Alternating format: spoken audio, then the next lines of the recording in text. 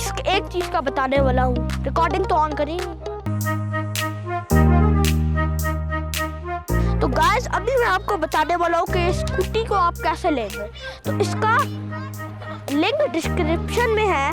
तो आपने मतलब ये है, आपको ये अमेज़न से भी मिल सकती है और कैनेडियन टायर से भी। ये पूरे $200 की होती है। वो भी आपको, अगर आपको अमेज़न से लेनी है तो आप ले सकते हैं। तो मैं आपको बता दूं, इससे आपका बटन दबाएगा तो आपकी ऐसे चलेगी। तो आपको इससे आपका ऑन ऑफ है।